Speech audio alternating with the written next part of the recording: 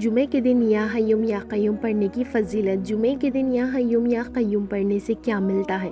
जुमे की फ़जीलत। जुमे का दिन मोहतरम नाज़रीन, जुमे के दिन एक ऐसी तस्बीह पढ़ने से जो मांगोगे मिल जाता है। हर मुश्किल ख़त्म हो जाती है और हर दुआ बारगाह परवरदिगार में बहुत ही जल्दी कबूल हो जाती है और हर मकसद बहुत ही जल्दी पूरा हो जाता है। मोहतरम नाज़रीन, आपको एक ऐसा अमल बताने जा रही हूँ जिससे आपके पढ़ने से तमाम मुश्किलों और मुसीबतों और मसाइल ख़त्म हो जाएंगे। ये जुमे के दिन का वजीफ़ा है जो बहुत ही पावरफुल और ताकतवर वजीफ़ा है। वजीफ़े का तरीक़ा आपको बताते हैं कि इसको पढ़ने का क्या तरीक़ा है और इस तरह पढ़ना चाहिए और किस वक्त पढ़ना चाहिए। आज का ये अमल बुज़ुर्गों का बताया हुआ अमल है। मोहतरम नाज़रीन, अल्लाह अज़्ज़ व जल शान का ख़ज़ाने में किसी भी चीज़ की कमी नहीं है, लेकिन बंदों को मांगने का सलीक़ा नहीं आता है। अगर हम सही तरीक़े से मांगेंगे, रब ताला की इबादत करके मांगेंगे, रब ताला के महबूब प्यारे रसूल सल्लल्लाहु अलैहि वसल्लम पर दरूद व सलाम का नजराना पेश कर कर मांगेंगे और नबी करीम सल्लल्लाहु अलैहि वसल्लम के वसीले से मांगेंगे, तो अल्लाह तबारक व तआला हमें हर नियामत से नवाजेगा और हर वो चीज़ अता फरमाएगा जो हमारी ज़रूरत होगी।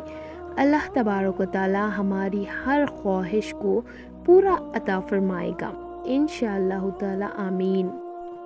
मोहतरम नाज़रीन, जुम्मतुल मुबारक तमाम दिनों का सरदार है और तमाम दिनों से अफजल है। जुमे का दिन एक ख़ास अहमियत रखता है। जुमे के दिन अल्लाह ताला एक ख़ास इनाम व रहम फरमाते हैं।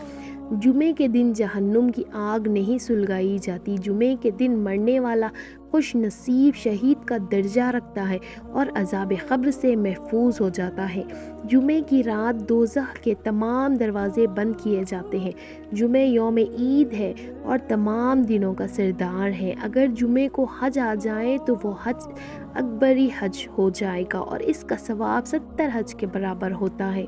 सुभान अल्लाह, ये जुमे की फ़जीलत की वजह से है। जुमे के दिन एक नेक अमल का सवाब 70 गुना है। इसी तरह जुमे के दिन का अज़ाब भी 70 गुना होता है।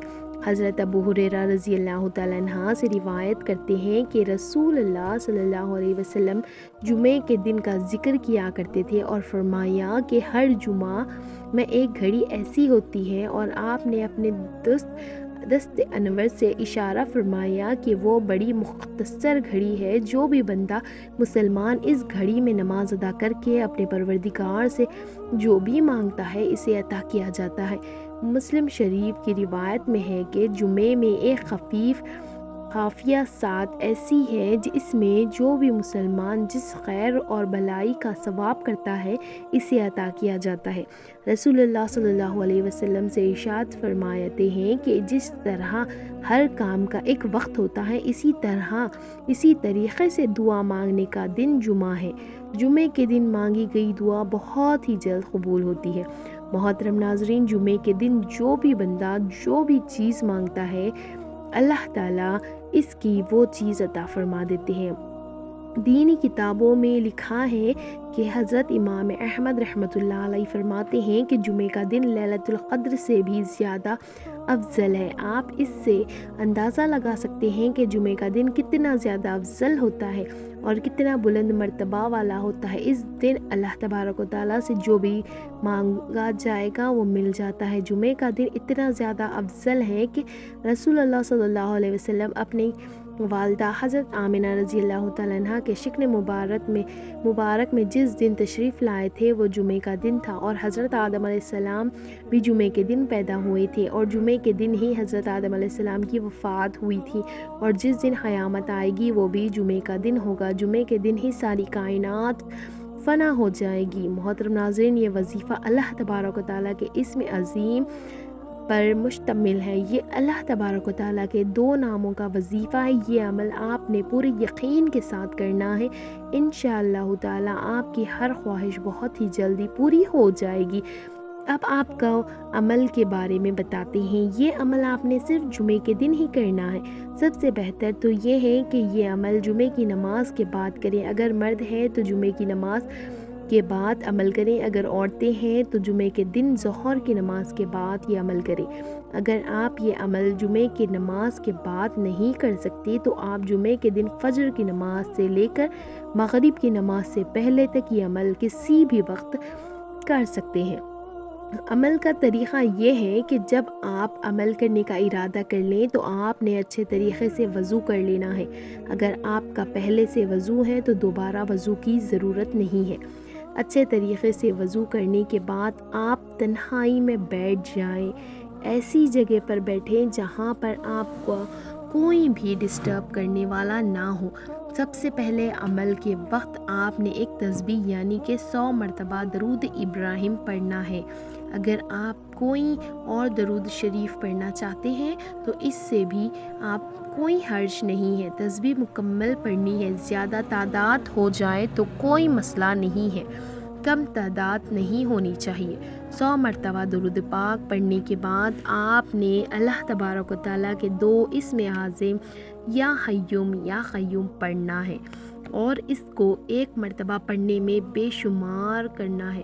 اس اسم اعظم کو آپ نے 133 مرتبہ پڑھنا ہے۔ 133 مرتبہ پڑھنے کے بعد پھر آپ نے آخر میں 100 مرتبہ درود پاک پڑھنا ہے۔ جو درود پاک آپ نے اسم اعظم سے پہلے پڑھا تھا، درود پاک پڑھنے کے بعد آپ نے رسول اللہ صلی اللہ علیہ وسلم کے وسیلے سے دعا کرنی ہے۔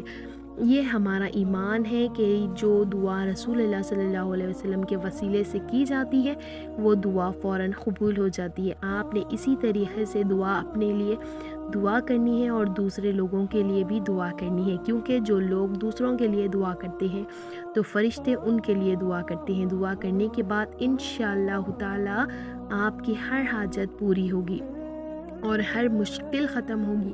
آپ جو بھی مانگیں گے وہ آپ کو ضرور ملے گا۔ محترم ناظرین، اب بات آتی ہے کہ یہ وظیفہ کتنے دن تک پڑھنا ہے۔ تو یہ وظیفہ آپ نے جمعے کے دن ہی کرنا ہے اور 3 جمعہ تک کرنا ہے۔ انشاءاللہ تعالیٰ آپ کی ہر حاجت پوری ہوگی۔ 133 مرتبہ یعنی 133 ٹائمز۔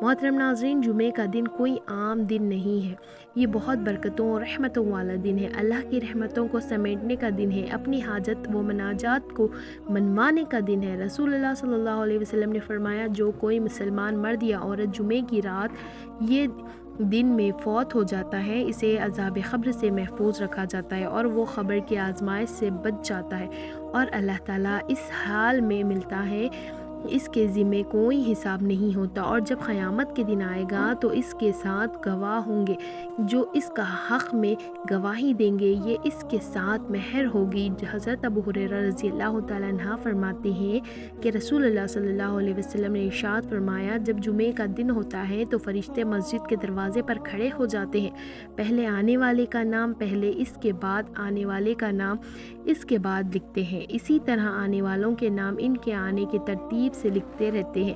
جو جمعے کی نماز کے لیے سویرے آ جاتے ہیں اسے اونٹ صدقہ کرنے کا ثواب ملتا ہے، اس کے بعد آنے والے کو گائے صدقہ کرنے کا ثواب ملتا ہے، اس کے بعد آنے والے کو مینڈھا، اس کے بعد آنے والے کو مرغی، اس کے بعد آنے والے کو انڈے کا ثواب ملتا ہے۔